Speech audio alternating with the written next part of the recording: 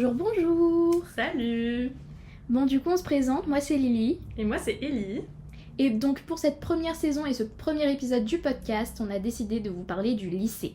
Alors oui, déjà, pourquoi on fait ce podcast ? Oui, pourquoi ? Pourquoi on fait ce podcast ? Parce que on s'est rendu compte que même si on a des vies très basiques, on a vraiment les vies les plus basiques du monde, on a tellement de potins et d'anecdotes de vie et d'anecdotes folles à raconter. Et même si des fois, c'est pas forcément fou, ça peut être très intéressant de comparer les anecdotes et les expériences de vie. Du coup, on s'est dit que ça pouvait être sympa à raconter. Et c'est comme ça qu'est née Ellie and Lily's Gossip. Née à 2h du matin un samedi parce que visiblement, encore une fois, nous n'avions pas d'autre chose à faire. Nos meilleures idées sont celles qu'on a la nuit à 2h du matin, un samedi apparemment. Exactement. Et du coup, aujourd'hui, on s'est dit, on va commencer par le lycée, fraîchement terminé pour nous, même si en soi, on a commencé les études supérieures maintenant il y a quelques mois. Et on a envie de vous raconter notre expérience parce qu'on s'est dit que ça pourrait vous aider. Et on va aussi répondre à vos questions par la même occasion. Et vous faire rire pour ceux qui ont vécu le lycée en même temps que nous. N'hésitez pas à rire, vraiment rigoler. Pour ceux qui ont vécu le lycée dans le même lycée que nous aussi, peut-être comparer nos expériences et comparer nos points de vue et se retrouver sur certains points de vue, ça peut être marrant aussi, parce qu'on a tous été dans le même bateau. Mais on l'a pas vécu pareil, la navigation. Hein. Ouais. La navigation, n'importe quoi, la traversée. La traversée du lycée, ça sonne bien, ça rime en plus. Du coup, raconter nos expériences, on va répondre à vos questions, comme on l'a dit. On va un peu avoir vos retours d'expérience aussi. Est-ce que vous auriez aimé savoir avant de rentrer au lycée ou si vous allez rentrer au lycée prochainement ? Et voilà. Alors déjà, avant de parler lycée, on est obligé, je pense, de parler de notre rencontre, vu que c'est un podcast qu'on fait à deux meilleurs amis, mais pas depuis si longtemps, on se connaît pas depuis la maternelle. Et du coup, c'était important, je pense, de raconter notre rencontre, vu que ça s'est aussi passé pendant le lycée. Et du coup, je te laisse commencer, Lisa. Ouais, parce que en fait, on était donc dans des classes séparées en seconde, et donc on avait zéro chance de devenir amis, mais on avait ce cours d'anglais et ce cours d'espagnol ensemble. On était ensemble en langue. Ouais, voilà, et en fait, on n'était même pas à côté, parce que sur les plans de classe, en espagnol, moi j'étais à côté de mes copines que je connaissais, toi aussi, et ensuite en anglais, on a eu un plan de classe, et on n'était pas à côté. Rien ne nous amenait à devenir amis. Il faut sachez que Lisa est arrivée en seconde. En fait, l'établissement où on était, c'est collège-lycée. Et donc Lisa est arrivée seulement en seconde. Donc on se connaissait même pas du collège. C'était vraiment, on se voyait qu'en cours de langue, quoi. C'est ça. Et du coup, Elisabeth étant là depuis plus longtemps que moi, elle connaissait déjà plus de gens, etc. Et c'est un midi qu'on s'est mis à discuter vite fait. Alors, je pense qu'elle s'en souvient quoi. Mais moi, si, parce qu'en fait, je l'avais vue de loin et je me suis dit, elle deviendra ma copine parce que je sais pas pourquoi, mais je l'aime trop.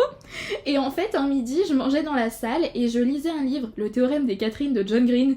Et du coup, elle est venue me voir en me disant qu'elle avait lu Nos étoiles contraires et je lui ai dit que moi aussi, on a un peu discuté et j'ai su, je savais qu'elle s'appelait Elisabeth, j'ai su que son surnom c'était Ellie et voilà, je me suis dit, faut vraiment que ce soit ma copine. On est matching, on est fait pour être ensemble. Ça c'est une anecdote dont je me souvenais même pas. Ouais, j'ai pas raconté depuis longtemps. En fait, pour moi, c'est tellement venu naturellement, notre amitié, que je me souviens même pas du jour précis où ça a commencé. Et c'est Lisa qui, il y a pas longtemps, quand justement on parlait du podcast, qui m'a rappelé vraiment le jour précis, on est vraiment devenues copines. Et en fait, c'était... je peux le raconter ? Bah oui, vas-y. Il faut savoir que nous, on était dans un lycée où il y avait des DS tous les samedis. Voilà, on est ravis. Et en gros, à la fin d'un DS, on devait aller au centre commercial. Et on devait y aller en groupe de copines. Et finalement, on s'est retrouvés que toutes les deux avec Lisa au centre commercial. C'était notre premier date, est-ce que vous vous rendez compte ? Notre premier date, un mois de décembre ou un truc comme ça, je crois. C'était en septembre. C'était le premier DST de toute notre life en plus. Hein. Oh putain, je me souviens même plus de notre notre rencontre. Je m'en souviens. La pote en carton. Mais et du coup, on s'est raconté toute notre vie, tous nos traumas, tous nos histoires en une après-midi. Alors qu'on se connaissait même pas tant que ça, parce que du coup, on s'était parlé en seconde. Moi, je savais que je voulais devenir son amie, mais ensuite, on se suivait mutuellement sur les réseaux sociaux. Mais c'est pas aller plus loin. On discutait de temps en temps, on réagissait aux stories de l'une et de l'autre. Mais c'est tout. Et c'est ce jour-là, on s'est dit, on va parler et on va se livrer nos expériences, on va parler avec notre cœur et tout, et on se connaissait mais pas tant que ça en plus. Il y a vraiment juste eu ce truc de on s'est fait confiance et on a eu raison, je pense. Ouais. Puis je pense que ce qui a joué, c'est que Lisa est arrivée d'un autre collège et elle arrivait avec des gens qui étaient aussi avec elle dans ce collège au lycée. Moi, je venais du même collège que mon lycée avec mon groupe d'amis. Moi, j'avais déjà d'autres meilleures amies, Lisa aussi, donc c'est aussi pour ça que c'était peut-être pas très évident. Mais ça c'est bien, le destin a bien fait les choses. Oui, dira-t-on. Et 4 ans plus tard, on se retrouve à faire un podcast. Et oui, parce que, encore une fois, nous n'avons pas d'autre chose à faire dans nos vies. Maintenant que vous savez un petit peu comment ces deux individus plutôt similaires mais très différents se sont rencontrés, nous allons maintenant aborder un peu notre expérience au lycée. Alors, du coup, on était tous les deux en lycée général et on a fait les mêmes spé, je crois. À une de différence, en première.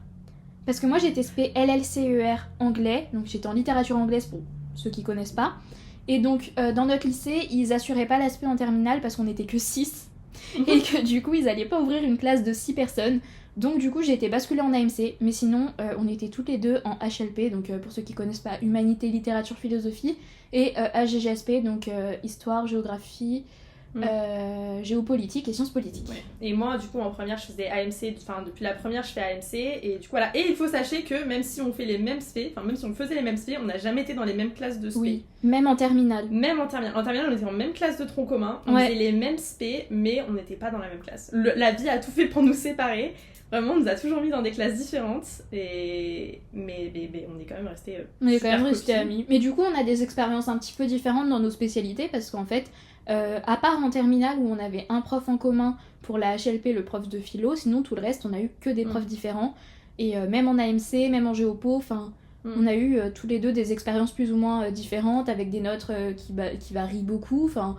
On a eu la même prof en première, parce que ma prof d'AMC, c'est celle qui faisait la LLCE, mais elle était très différente en AMC et en LLCE, donc du coup, finalement, ça revient aussi à deux expériences différentes. Bah, c'est que du moins, en LLCE, on était 6, et en AMC, vous étiez, je crois, une vingtaine, ou un peu plus, je sais plus, donc forcément, l'ambiance devait pas forcément être la même, et puis après, les sujets abordés étaient complètement différents, quoi. Ouais.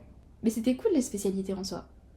Ouais, moi j'ai trop aimé. Je pense que ma spé préférée, ça a été l'AMC, sur tous les points. Ah ouais? Ouais, je savais pas trop ce que je voulais faire plus tard, et j'aime pas les maths, j'aime pas la physique, j'aime pas la SVT, je voulais pas faire de la SES parce que les nombres ça me casse les pieds, du coup je me suis dit, HGSP, j'aime bien l'histoire géo, j'ai toujours adoré ça, savoir les cultures des autres pays, savoir ce qui se passait dans l'histoire, etc. Donc je me suis dit ça pourrait être sympa.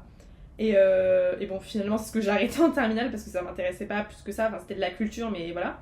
Mais AMC, j'ai beaucoup aimé, je pense que les profs que j'ai eus ont aidé à ça aussi.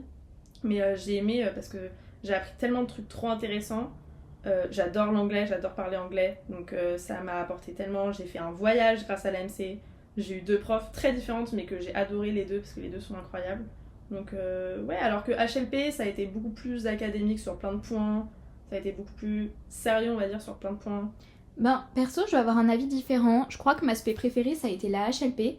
Mais en fait, encore une fois, on n'a pas du tout eu les mêmes profs. Et moi, j'ai pas du tout eu cet aspect très académique. Notamment en terminale où, avec ma prof, on faisait beaucoup... En fait, c'était des échanges, voilà. C'était pas des cours normaux, c'était vraiment des échanges entre nous. Et pareil pour la partie philo. Et je pense que moi, ma spé préférée, ça a été la HLP. Parce que je suis passionnée de littérature, j'adore ça. Et actuellement, ça me manque un petit peu de plus en faire. Après j'ai adoré la LSE, forcément c'était la litté, donc à ce moment là c'était ma spé préférée parce que pareil c'était de l'anglais et tout, mais l'AMC moi c'était moins mon truc et c'est pour ça que j'avais pas choisi de base en première et du coup voilà. Mais après je suis très reconnaissante en vrai d'avoir continué l'AMC parce que par rapport aux études que je fais moi aujourd'hui, il y a plein de choses que j'ai eu l'occasion de voir et c'est trop bien quoi. Après concernant la Géopo, alors perso moi aussi c'est une spé que j'ai choisie parce qu'il en fallait 3, mais j'hésitais avec la SVT parce que j'ai toujours beaucoup aimé la SVT. Et j'avais de bons résultats, donc pourquoi pas. Mais je me suis dit que, de toute façon, n'étant pas très très scientifique, il serait peut-être mieux pour moi de prendre Géopo. Et je regrette pas parce que j'avais un prof vraiment incroyable et tout, et c'était vraiment super. C'est une très bonne année, en plus j'avais globalement de bonnes notes et tout, donc franchement, même pour le bac, en termes de tronc commun, de l'aspect abandonné, enfin de tronc commun, non. Je sais plus dans quel encart ça rentre, mais en gros, ça m'assurait quand même des bons points et tout, donc vraiment je regrette pas. C'était une bonne expérience en fait, les spécialités, je trouve. Ouais, même moi en vrai, je dis que la GGSP j'ai moins aimé. En fait, moi c'est le côté politique, ça m'a un peu dégoûté. Parce que j'avais un prof, forcément un prof de politique, lui il avait fait Sciences Po, il était prof de politique à Sciences Po et tout, donc forcément voilà. Et le truc c'est que dans ma classe, j'étais avec 95% des gens qui voulaient travailler dans la politique, dans l'économie, qui étaient passionnés de ça, qui se renseignaient. Moi la politique c'est un truc pour le coup qui m'intéresse pas plus que ça. Enfin, j'essaye de me renseigner parce que forcément c'est important et tout, machin, surtout maintenant que je vote. Mais moi à l'époque j'avais juste fait ça plus pour le côté histoire géo et j'ai trop aimé, en plus j'avais une super prof d'histoire géo et tout. Mais du coup le côté politique a un peu fait pencher la balance et m'a moins fait aimer on va dire. Et puis comme dans tous les cas, j'ai toujours su que je voulais garder HLP AMC en terminale, donc vraiment, ouais voilà, HGSP c'était juste pour avoir des bonnes notes, pour avoir de la culture et voilà. Mais oui, globalement, même si l'HLP j'ai moins aimé que l'ISA parce que j'ai pas eu les mêmes profs et la même expérience et la même méthodologie, on va dire, parce que moi c'était vraiment très académique pour le coup. J'ai quand même beaucoup aimé, ça m'a apporté beaucoup de culture, beaucoup de culture littéraire et philosophique. Pour le tronc commun en terminale, Ouais, la c'était HLP, un gros avantage. Hein. ça a beaucoup apporté. Moi, en plus, j'avais l'avantage que ma prof de philo, enfin notre prof de philo de terminale, c'était ma prof de philo de HLP en première. Donc plein de trucs qu'elle faisait en première et qu'elle nous a fait en terminale, je savais déjà. Sa méthode, je l'avais déjà. Donc ouais, les SP, ça a été plutôt une bonne expérience. Perso, pour revenir vite fait sur la géopo, moi j'avais la chance d'avoir un prof qui faisait tout seul. Parce que normalement, la spécialité, elle se divise en 2 parties, l'aspect histoire-géographie et l'aspect géopolitique, sciences politiques. Et moi j'avais la chance d'avoir un prof qui faisait tout. Donc en fait, moi tout était mélangé. Et en fait, ça se complétait super bien. Et du coup, j'avais pas des cours de politique ou des cours d'histoire-géo. J'avais un ensemble, en fait, finalement, de la naissance de la politique par exemple de ce pays jusqu'à la finalité, donc ce qui va être aujourd'hui l'actualité de la nation en question. Donc c'est pour ça aussi personnellement que je pense que j'ai aussi autant aimé, c'est que j'avais pas l'impression de faire des cours d'histoire géo en plus, ni rien quoi. Donc c'est pour ça aussi. Du coup on aimerait bien vous parler maintenant du tronc commun. On va dire quelques mots dessus, peut-être pas trop s'attarder non plus parce que en fait, on passe plus de temps en spé quasiment, donc voilà. Cette dernière année, oui. Enfin, les 2 dernières années, oui. Autant en seconde, il y avait que de ça. Maintenant, là, en première et terminale, tu passes plus de temps dans tes spé, surtout en terminale. On connaît pas les gens vraiment de notre classe, en fait, à proprement parler. C'est réel. Enfin, surtout là, en terminale, je me suis vraiment rendu compte en terminale. Autant en première, j'ai encore bien des souvenirs de ma classe, mais en terminale, on était dans une classe, en fait, très mélangée. On faisait tous des spé différentes, etc., machin. Et c'est vrai que nos copains qui étaient dans le tronc commun, ou même pas nos copains, mais les gens qui étaient en tronc commun avec nous, on les voyait... On les voyait jamais, en fait. 6 heures dans la semaine. On se connaît pas, en fait. Ouais. Honnêtement, entre nous, on s'est parlé, forcément, il y a des personnes avec qui on est amis, tout ça, mais... La terminale, c'était plus compliqué pour avoir un groupe classe uni. C'est ça. En fait, eux, on va dire qu'ils étaient unis entre eux parce qu'en fait, on n'était que 6 littéraires dans cette classe et ils étaient tous ensemble en maths et pour la plupart, ils étaient aussi ensemble en physique. Et du coup, nous, en tant que littéraires, on n'était jamais avec eux. Donc eux se connaissaient, mais nous, on les connaissait pas tant que ça, en fait, au final. Et ça, c'est un peu dommage. C'est ça. Moi, j'ai vraiment senti la différence entre mon groupe classe de seconde, celui de première et celui de terminale. En seconde, très clairement, je pense que c'était l'une de mes meilleures classes, on était une classe de copains. Même les gens avec qui tu t'entends moins, parce que c'est pas ton style de personne, ton groupe d'amis de base, etc. On était un grand groupe de potes, quoi. Enfin, en seconde, vraiment, on n'était pas une classe, pour moi, on était vraiment des amis. En première, ça s'est un peu atténué parce que du coup, il y a justement eu ce truc de commencement de spé, etc. Mais on était encore un groupe classe très uni. Mais là, vraiment, en terminale... En terminale, c'était la pire année en termes de groupe classe. Pourtant, on était avec des personnes super sympas et tout, mais en fait, on n'a pas eu l'occasion de les connaître. Et ça, c'est vraiment... Moi, je trouve que c'est un petit regret du lycée, c'est de cette espèce de construction par les spécialités et les classes mélangées, on ne se connaît pas, et ça, c'est vraiment dommage, en fait. Ouais. Parce qu'en plus, on a plein de choses à se partager et tout, et je suis d'accord. Alors, perso, en seconde, moi, je connaissais personne quand je suis arrivée, à part mes quelques copines. Mais sinon, en dehors de ça... Moi je suis tombée dans une classe où ils étaient tous amis, où ils étaient très bienveillants, donc ça c'était vraiment génial. Mais moi je peux pas dire que je suis tombée non plus dans une classe avec tous mes potes parce que c'est faux. Mais c'est sûr que on avait vraiment une cohésion de classe. Et ça c'est un truc qu'on a vite perdu. En première, perso, j'avais une classe aussi très soudée, donc la cohésion elle existait vraiment et on rigolait bien et on s'entendait super bien. Maintenant vraiment en terminale, on était avec des inconnus en fait. Hein. Ouais. En parlant justement des amitiés, de notre classe, tout ça, je pense qu'en vrai on a eu de la chance sur l'ambiance générale dans notre lycée parce que pour moi ça allait. Ouais, on avait vraiment un lycée avec une super bonne entente, que ce soit avec nos professeurs, avec les élèves forcément, pas toujours, hein, on peut pas être ami avec tout le monde, on peut pas apprécier tout le monde, par contre on avait vraiment la chance d'avoir des profs et un personnel hyper bienveillant et dès qu'on avait un problème on pouvait tous aller les voir sans aucun souci quoi. Après ça reste un lycée, donc il y avait des dramas, il y avait des trucs et tout, forcément comme on l'a dit on peut pas s'entendre avec tout le monde. Il y a des gens qui sont moins sympas, il y a des gens qui sont très sympas, mais avec qui tu peux juste pas t'entendre parce que t'es pas destiné à être pote avec tout le monde. Oui, tout simplement. Mais globalement, moi, je l'ai pas très mal vécu. Après, je pense que c'est très personnel. Je pense qu'il y a forcément des gens qui étaient dans notre lycée qui l'ont dû très mal le vivre.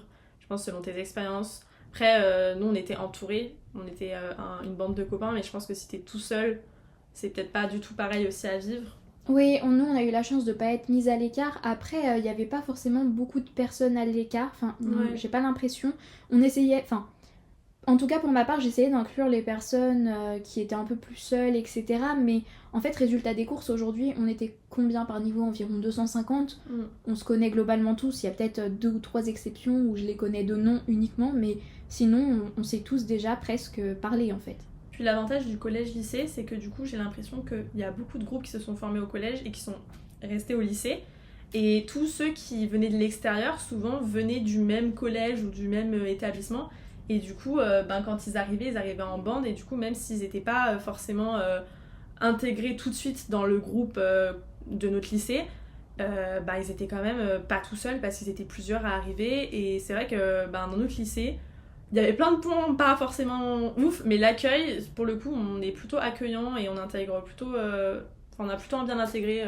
Alors en vrai, Je en pense. termes d'intégration, parce que du coup perso, pour avoir intégré l'établissement en seconde, le début c'est pas facile parce que moi du coup je restais avec mes copines que je connaissais et en fait faut savoir que on entre dans un établissement où ces personnes-là se connaissent depuis maintenant 4-5 ans et même certains depuis la primaire et du coup c'est compliqué au début en fait de trouver sa place, mais le tout c'est de se lancer et d'y aller parce qu'en fait les gens ne nous rejettent pas. Ouais, c'est Bien ça. au contraire. On avait vraiment de la chance de ce côté-là d'avoir un lycée hyper... très solaire en fait, en termes de relations et tout. On va pas aller dire que c'était parfait, que tout le monde était sympa et que c'était les bisounours, loin de là. Mais Ça reste le franchement... lycée. oui, voilà. Mais franchement, en termes d'entente entre les élèves et tout, il y avait forcément des problèmes. On reste des êtres humains, mais maintenant, c'était pas non plus une cata, quoi. Ouais. C'était pas craignos ni rien. Il y avait pas de bagarre. Ça, de toute façon, on avait un règlement plutôt strict. On était dans un lycée plutôt On sérieux. était dans un lycée privé, donc je pense aussi que ça joue. Oui, ça joue énormément. Ça joue beaucoup. Mais du coup, ça fait que c'est un endroit où on se sentait en sécurité. Et même s'il y avait des cas de harcèlement, admettons, on avait vraiment un personnel à notre écoute et on pouvait aller les voir et le problème est réglé très vite en fait. Pour les dramas en tout cas qu'il y a eu plutôt importants, je dirais pas quoi, ça a été pris en charge de suite. Oui. En fait, oui, c'est... je reviens sur ce que tu disais, c'est vrai que ça peut faire peur. Moi, je l'ai vécu différemment parce que je suis arrivée en 4e dans le collège de cet établissement. Et moi, j'ai eu la chance de tomber sur des gens qui sont, eux, venus me chercher pour me dire « Vas-y, tu fais partie de notre groupe de potes. Nono, si tu passes par là, c'est de toi dont je parle. » Mais du coup, ça aide beaucoup. Après, le lycée, c'est encore différent. Et c'est vrai que ça fait peur parce que t'as déjà des groupes qui sont formés, t'as déjà des gens qui se connaissent, des gens qui ont vécu des choses, qui ont vécu des mêmes profs et du coup qui ont déjà leur histoire et leur drama et leur potin. Et du coup ça fait peur, t'oses pas aller les voir, t'oses pas rentrer dans le groupe. Et c'est vrai que tout le monde n'a pas forcément le réflexe. Enfin, nous avec Léa, c'est ce qu'on disait, on essayait d'aller voir les gens qui étaient seuls, de les intégrer dans notre groupe, etc. Parce que c'est un peu aussi comme ça qu'on est. Oui, et puis c'est aussi comme ça que personnellement j'ai été aussi par certaines personnes accueillies et que j'ai pu sympathiser avec autant de gens et qu'aujourd'hui j'aime énormément de personnes dans cet établissement. Forcément il y en a que j'apprécie pas, mais encore une fois on peut pas aimer tout le monde et tout le monde ne peut pas nous aimer, donc à partir de là voilà, mais c'est comme ça qu'on... C'est parce que nous on survit tous ensemble en fait. Ouais. C'est parce que nous on a eu quelqu'un qui nous a tendu la main quand on est arrivé que du coup après nous plus tard on s'est rendu, on a tendu la main à quelqu'un et de toute façon c'est comme ça que ça marche. Exactement. T'ouvres les bras à quelqu'un, cette personne ouvrira les bras à quelqu'un d'autre et c'est comme ça que tout le monde est un peu inclus. C'est très philosophique. Très philosophique, c'est très beau, c'est très beau. Très peace and love. Je suis en train de me dire qu'en fait on avait vraiment une bonne entente dans cet établissement. Franchement c'était cool. Ça c'est vraiment un vrai truc par contre dont je voulais parler, c'est que quand t'es la tête dedans, t'as l'impression que tu vis un enfer, t'as l'impression que t'es dans le pire truc du monde et tout machin. T'as l'impression que le lycée t'y arriveras pas, que c'est une catastrophe, que de toute façon le stress il est trop important. Et en fait avec beaucoup de recul, tu te rends compte que c'était tes plus belles années. C'était des années géniales, c'était vraiment trop bien. Moi en terminale surtout ça m'a fait ça. En terminale j'avais l'impression que je vivais l'enfer parce que après il y avait des facteurs forcément extérieurs dans ma vie qui jouaient, etc. Machin, j'ai été malade, tout ça, et du coup j'avais l'impression que je vivais un enfer. Et maintenant que j'y suis plus, je me suis dit oui j'ai loupé plein de cours, j'ai été malade, ça a pas toujours été facile.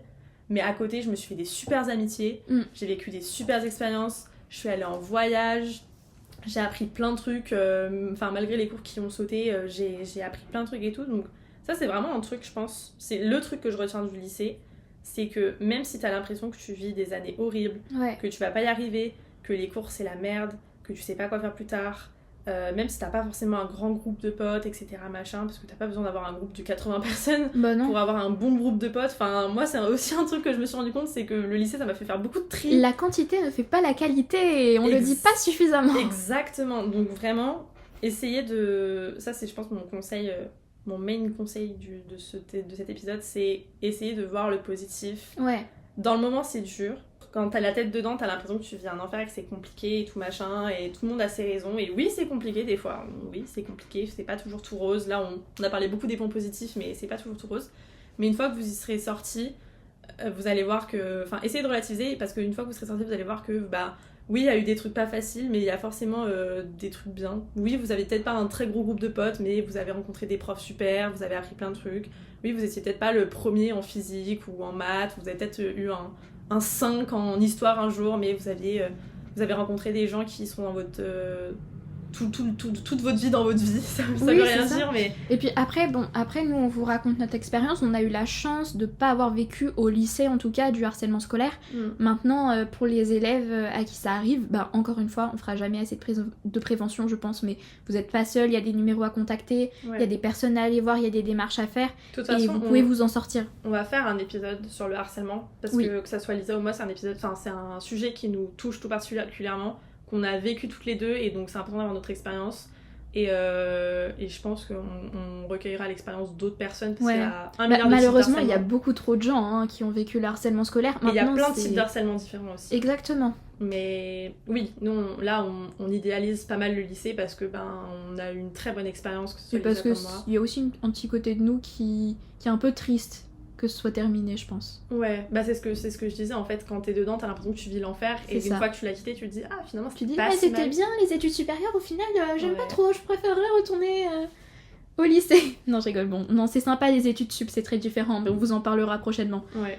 Et oui, encore une fois, nous, on idéalise beaucoup, on a eu une super expérience, on a eu beaucoup de chance. Ouais. Et on espère que vous aussi, vous avez eu une expérience, ou au moins un point de bien dans votre expérience au lycée, même si c'était pas facile au niveau des cours, que vous avez eu des bons groupes de copains. Des hauts et des bas aussi. Hein.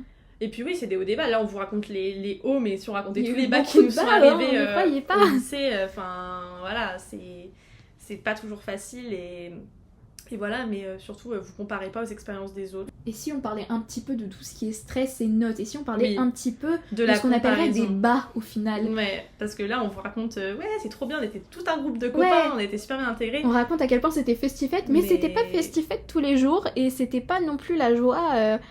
à chaque moment de la vie, et notamment on va parler peut-être un peu de stress. Forcément le lycée, on nous le vend comme étant la fin du monde, parce que le bac en terminale. On vous parlera du bac dans un épisode normalement. En tout cas, vos années au lycée ne se résument pas à ce diplôme, mais loin de là. Et vous avez 1 milliard de façons de vous rattraper pour pouvoir l'avoir.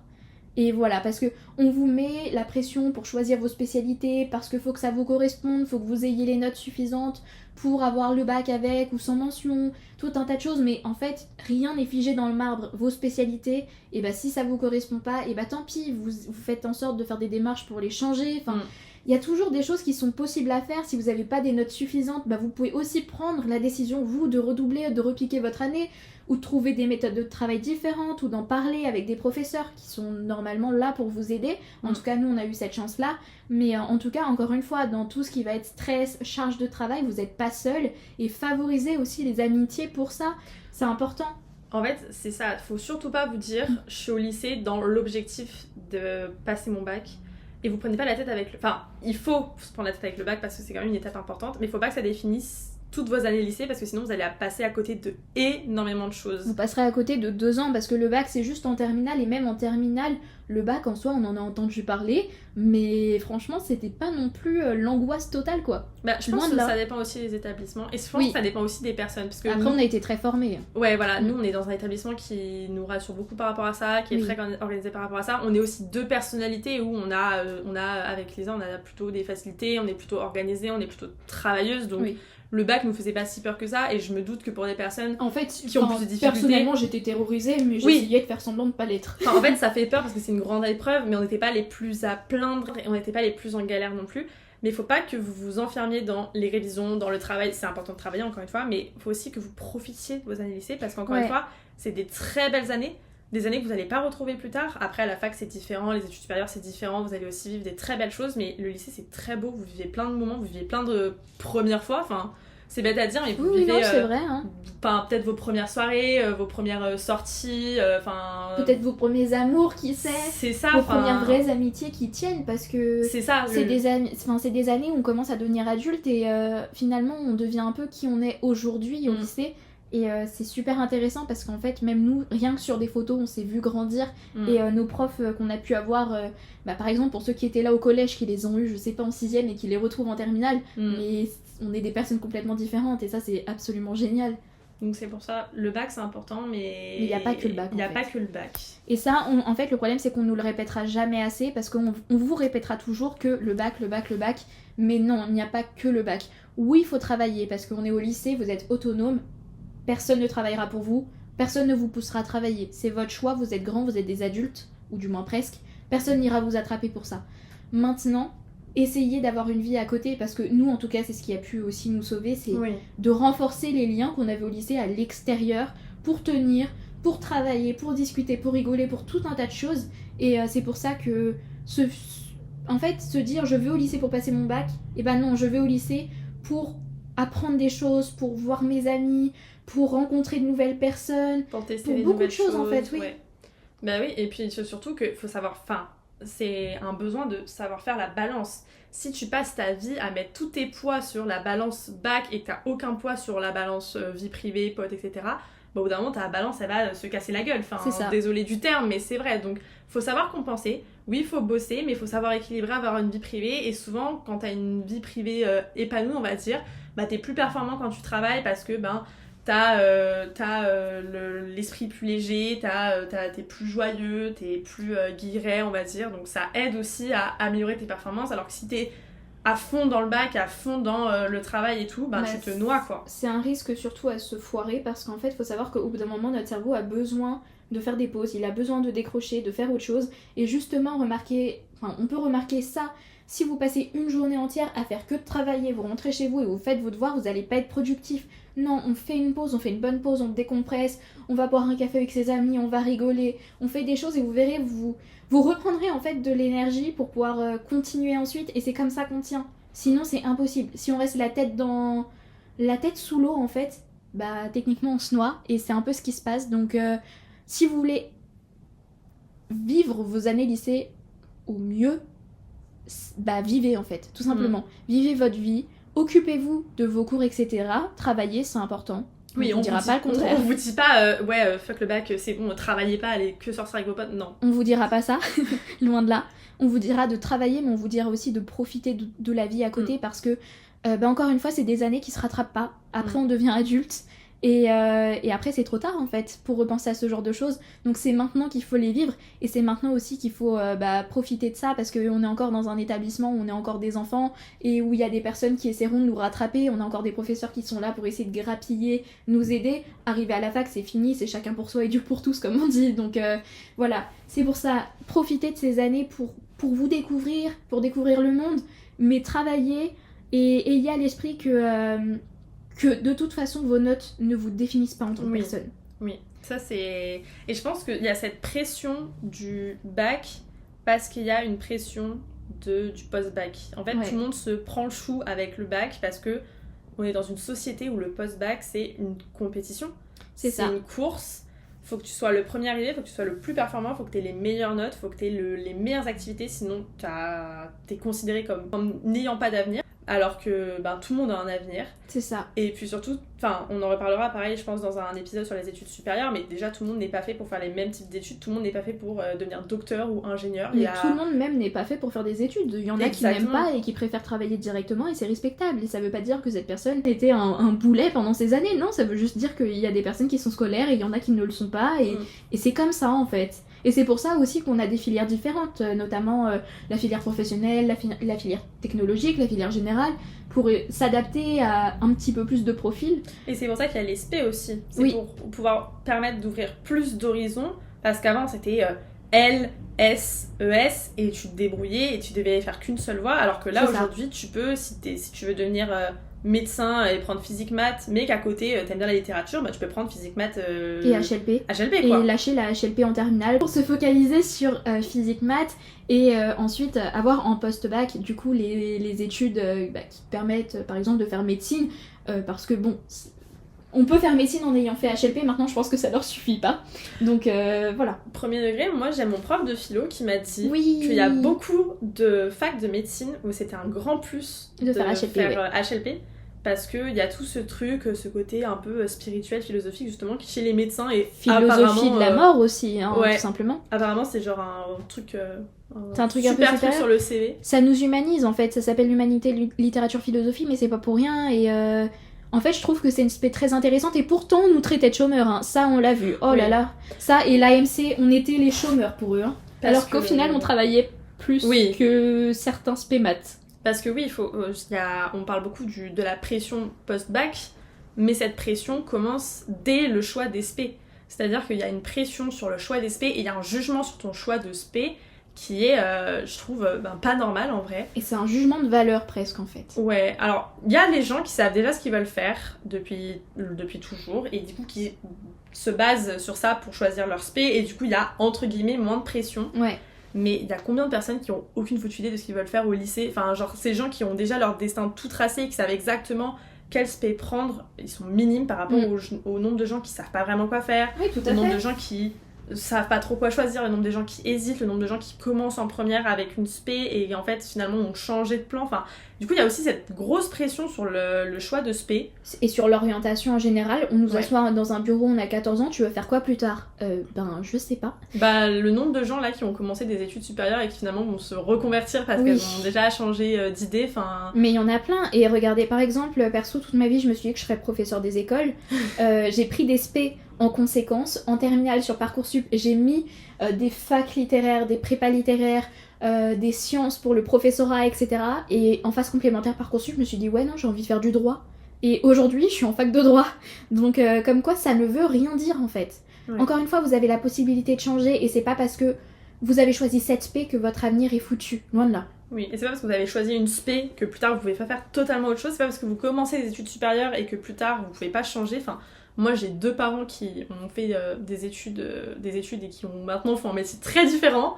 Moi j'ai pris des spé un peu au hasard et maintenant je fais des études un peu en rapport avec mes spé, mais j'ai pas fait des spé pour mes études et pourtant je m'en sors très bien dans mes études. Enfin, encore une fois, si vous savez ce que vous voulez faire plus tard, du coup choisissez vos spé en conséquence, c'est vrai que c'est quand même mieux.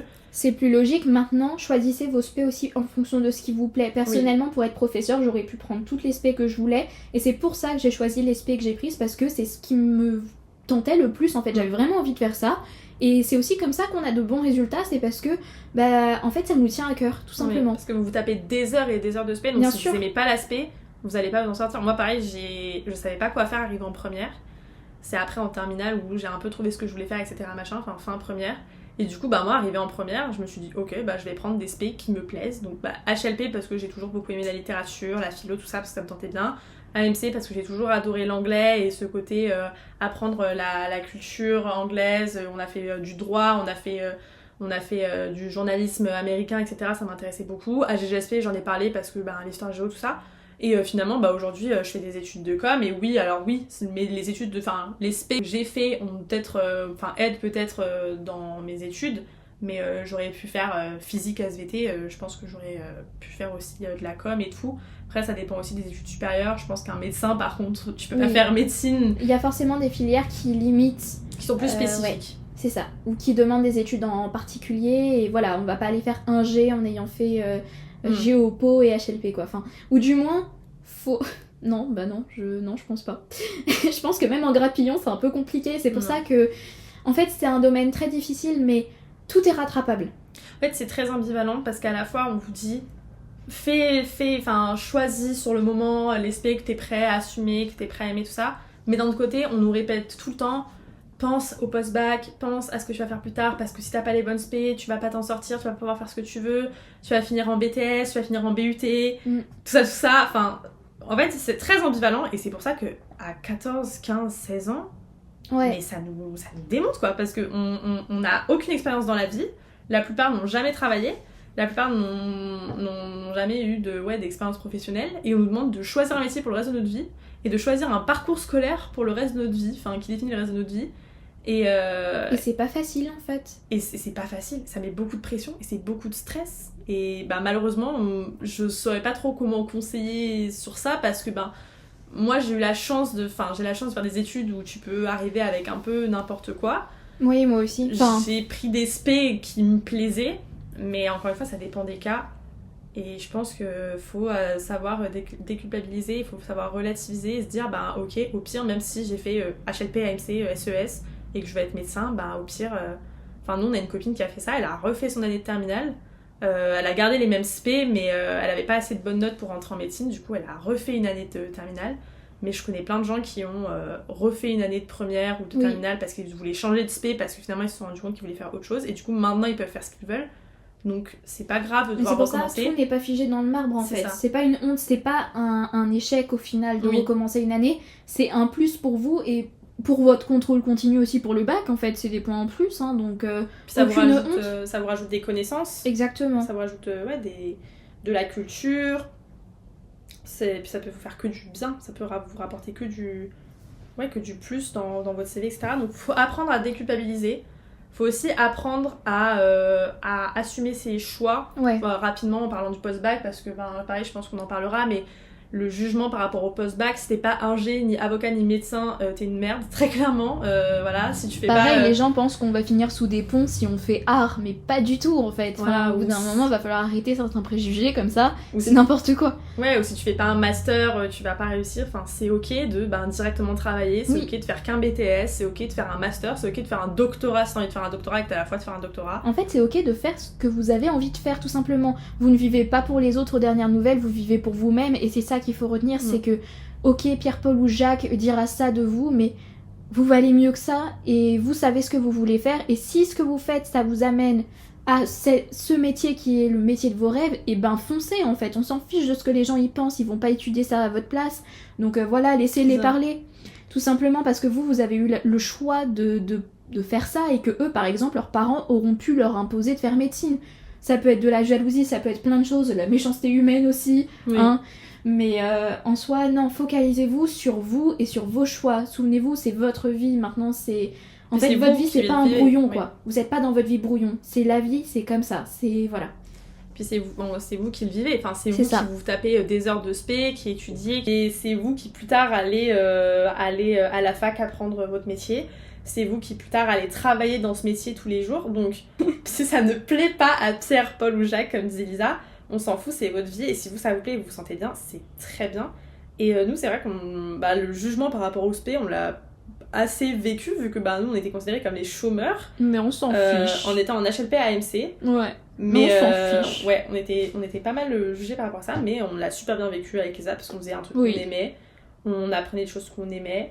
Et si on s'était adapté au goût de la société et qu'on avait fait maths, physique, SVT, on aurait probablement très mal vécu la situation. Et puis on n'aurait juste pas notre bac. Et on n'aurait pas notre bac parce que voilà. On n'est pas fait pour ça. Enfin, tout le monde n'est pas fait pour faire des maths en fait. Tout le monde n'est pas fait pour faire des sciences. Et pour rebondir là-dessus, on va peut-être répondre à une question qui nous a été posée et à ce que vous auriez aimé savoir parce que du coup il y a un post qui a été fait sur Instagram où vous avez répondu. Moment pub, n'hésitez pas à aller nous suivre sur notre TikTok et notre Insta. On poste là-bas toutes les infos sur le podcast, sur les nouveaux épisodes. Et vous pouvez participer donc aux épisodes en répondant aux questions qu'on vous pose. C'est plus intéressant. Et nous, ça nous donne un petit peu de matière. Et comme ça, on peut vous dire un peu ce que certaines personnes donc, qui sont plus au lycée auraient aimé savoir et les questions que des personnes qui sont au lycée ou qui vont y rentrer peuvent se poser. Et c'est plus intéressant.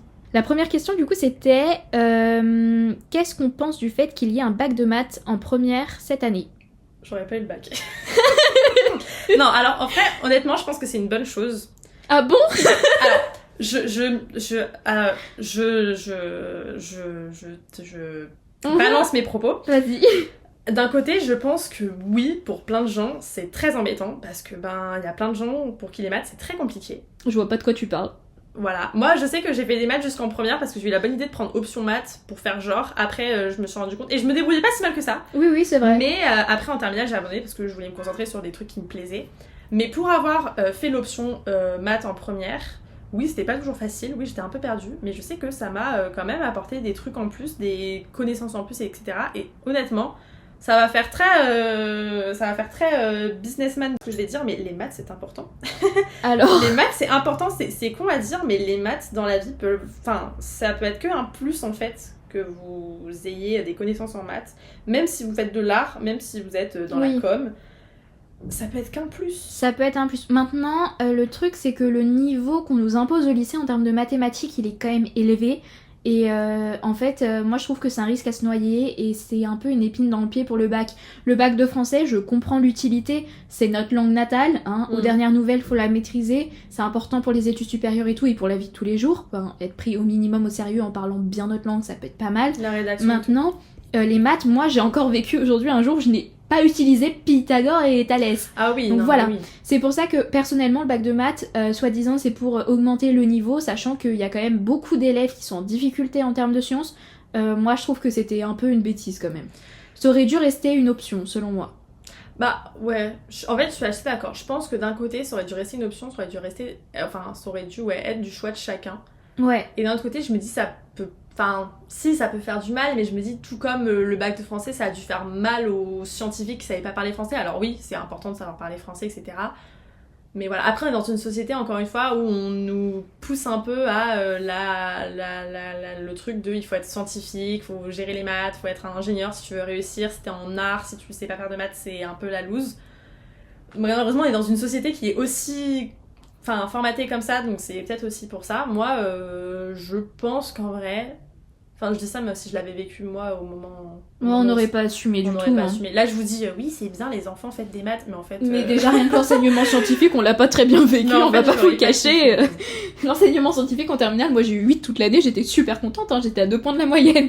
Donc, après malheureusement qu'on soit d'accord ou pas d'accord, ben je pense c'est que comme ça. Gabriel Attal et Elisabeth Borne et tous les ministres de l'éducation qu'il y a eu en ont un peu rien à foutre de la vie de... N'hésitez pas à envoyer notre podcast à Elisabeth Borne pour lui dire madame... N'hésitez pas à faire tourner ce podcast à l'Élysée, je vous en supplie. Enlevez le bac de maths, mais je pense qu'elle en aura rien à foutre, donc je sais pas. Je pense que ces personnes-là ont pas été à l'école depuis maintenant des années et que ce qu'ils ont étudié eux à leur époque ne correspond pas à ce que nous on étudie et que, en fait, je pense que certains ne se rendent pas compte du handicap que ça peut être pour les personnes qui sont pas scientifiques, par exemple, en fait.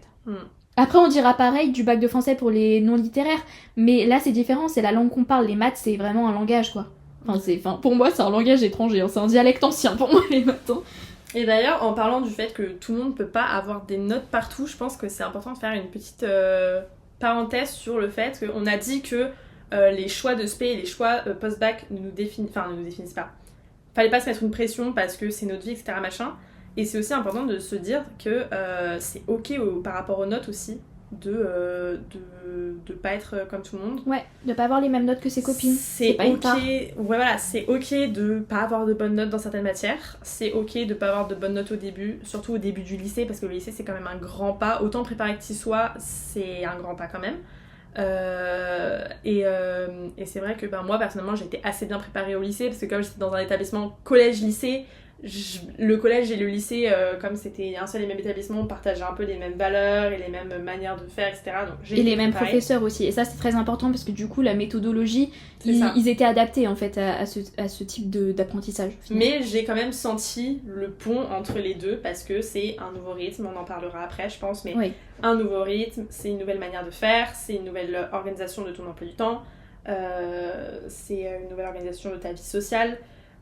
Tu changes aussi, enfin il y a ton corps qui change, ton cerveau qui change, il y a ce truc de t'es encore un bébé parce que t'arrives en seconde, mais tu commences à être un grand parce que t'es au lycée.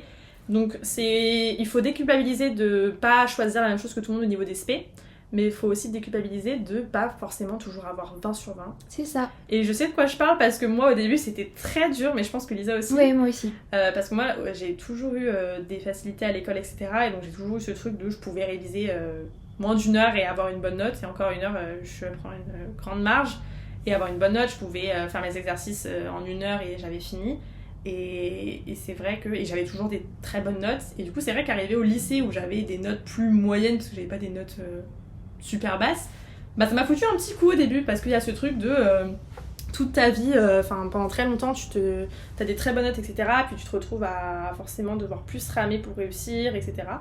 Donc, et c'est ok, c'est normal, c'est dans la suite logique des choses. C'est ça, c'est ça aussi grandir. Personnellement, je suis arrivée dans l'établissement dans lequel on était toutes les deux, qui est privé, et moi je sortais du public, et là la marge elle est très présente.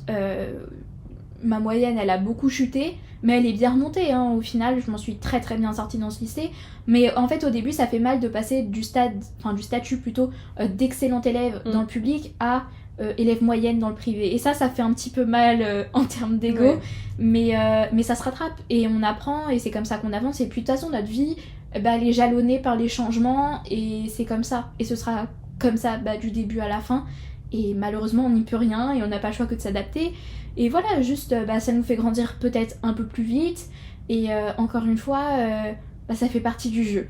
Oui, ça fait partie de l'apprentissage, parce que dans la vie vous n'avez pas 10 sur 10 à tout ce que vous faites, tout le monde va pas avoir 40 sur 40 au permis, tout le monde va pas avoir 20 sur 20 20 sur 20 en langue, tout le monde n'a pas les mêmes capacités, tout le monde n'a pas les mêmes les mêmes skills, les mêmes compétences. Exact. Mais et puis oui, ça fait partie de l'apprentissage aussi.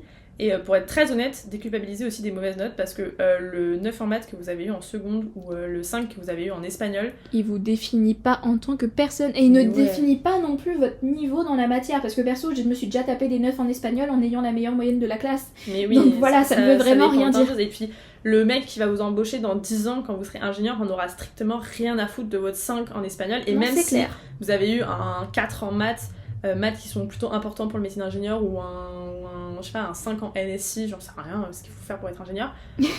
Le gars il a pas que ça à foutre de voir les notes que vous avez. Il a autre chose à faire que lire vos bulletins en fait. Il va voir votre CV, votre expérience, il va voir vos loisirs, il va s'intéresser à il va s'intéresser à votre formation, mais il va juste regarder si vous avez eu le bac et les spé que vous avez fait, voir si ça correspond à votre métier. Mais il va pas aller chercher dans les archives de votre lycée pour voir quelles notes vous avez eu. Donc oui, il a autre chose à faire que lire vos bulletins scolaires, honnêtement. Une note n'est pas représentative de tout votre niveau, de toute votre personnalité, de tout ce que vous êtes en fait. Donc oui, il y a peut-être des matières où vous êtes moins doué, mais à côté peut-être que vous faites je sais pas, du poney ou du théâtre, et du coup ça vous apporte une compétence en plus. Qui est peut-être recherchée. Hein, et qui est peut-être recherchée. Et ça pour le coup c'est un truc que j'ai appris au début de mes études là, que vraiment la plupart du temps les soft skills sont plus importants que les hard skills. Donc votre capacité à vous adapter est plus intéressante pour une entreprise que si vous êtes un crack en maths, si vous savez résoudre des équations. C'est ça. Et peut-être, parce que là ça fait pas mal de temps qu'on vous parle, peut-être prendre une dernière remarque qu'on a eue, c'est que le lycée c'est pas comme dans les films américains, et qu'il faut être rigoureux et travailler un minimum. Donc ça revient un petit peu sur ce qu'on disait au début, mais surtout oui, le lycée c'est pas comme dans les films, d'accord? Vous n'aurez pas des couloirs de casier ni rien, nous ne sommes pas aux US, d'accord? Il n'y a pas Brandon le footballeur qui va vous demander d'être son prom date. Il y aura pas de hockeyeur super sexy ni rien. Non. Abandonnez cette idée. Non, voilà. Vous allez pas rentrer chez vous griffonner sur un cahier 3 lignes et hop, ça y est, j'ai fini mes devoirs. Non, c'est ça, vous ne ferez pas non plus des QCM toute votre vie, je tiens à préciser. Et QCM, vous en ferez très peu. Peut-être au lycée américain, mais comme on est en France... Oui, voilà. Non, mais oui, c'est pas comme dans les films. Tout le monde n'a pas des incroyables notes, tout le monde n'est pas bon dans tout. C'est pas aussi comme dans les films, dans le sens où même quand vous avez des facilités, on l'a dit, il faut travailler quand même, il faut s'adapter parce que ça change, et le niveau demandé et les cours proposés, les compétences proposées évoluent, donc forcément faut évoluer pour s'adapter à ces compétences. Donc même si vous avez des facilités, il faut bosser.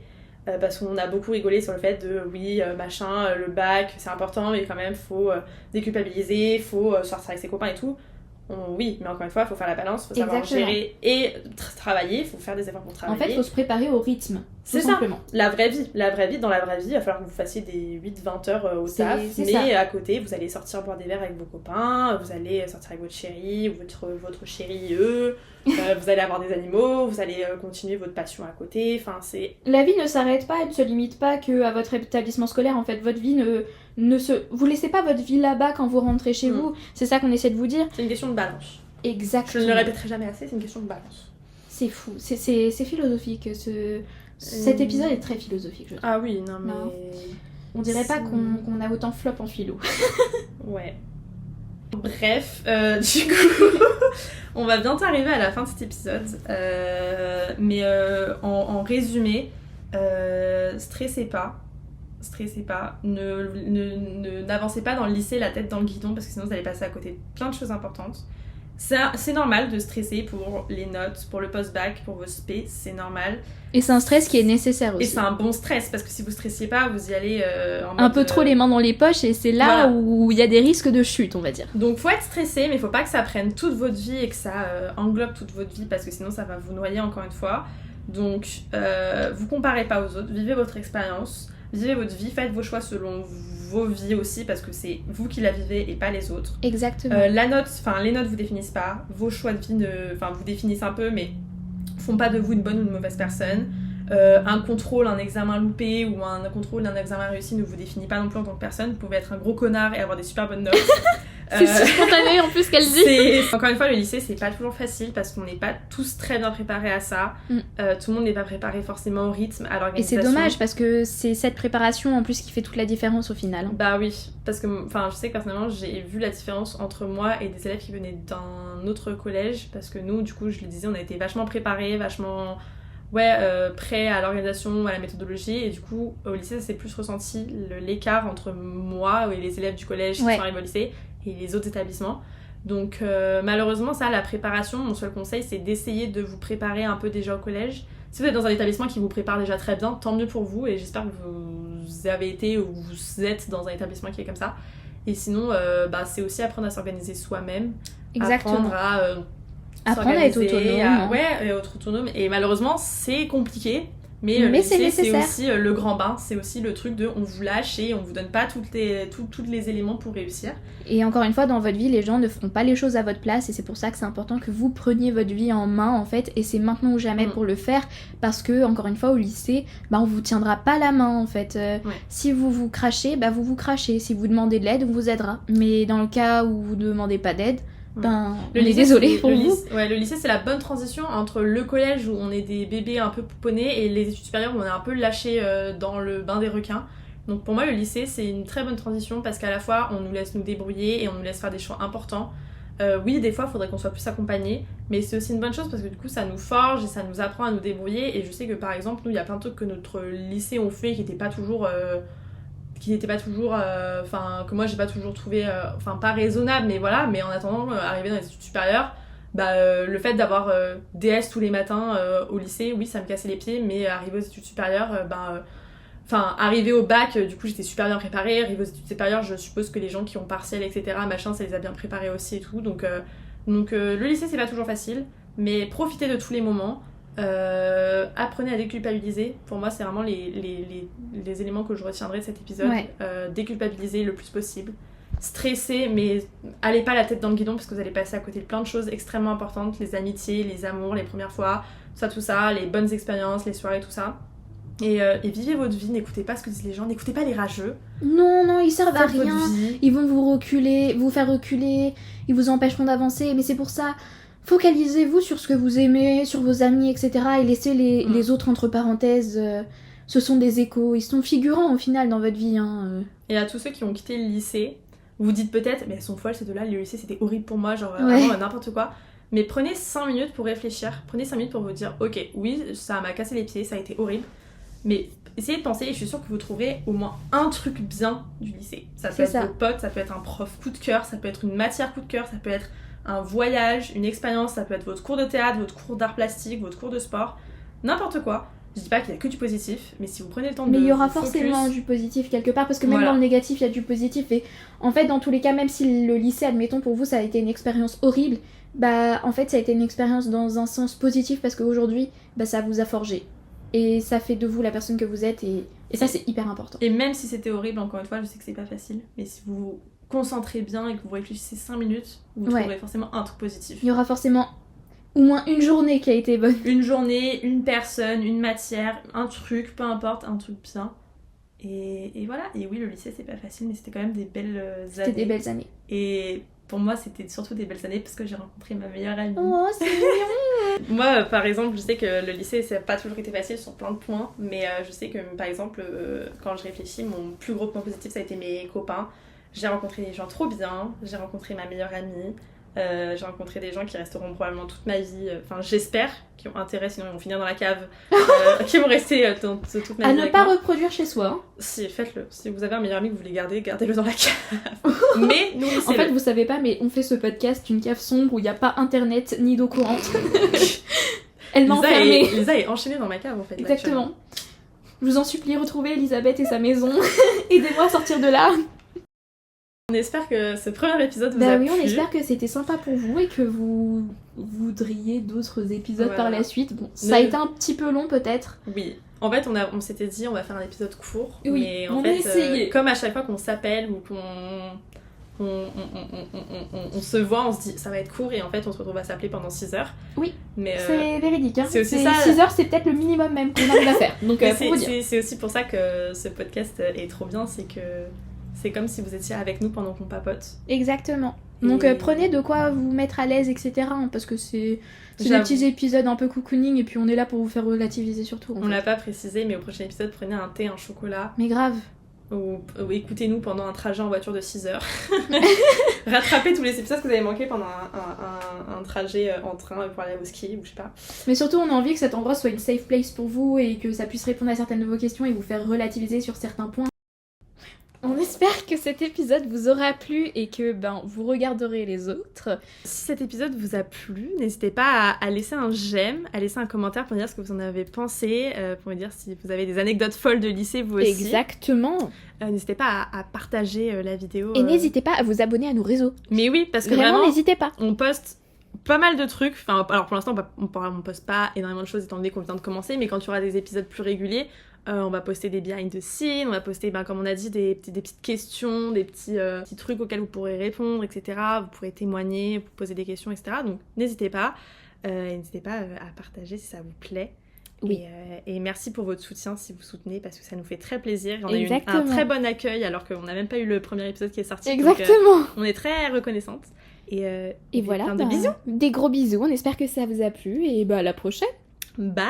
Bisous bisous. Bisous bye, bisous bye.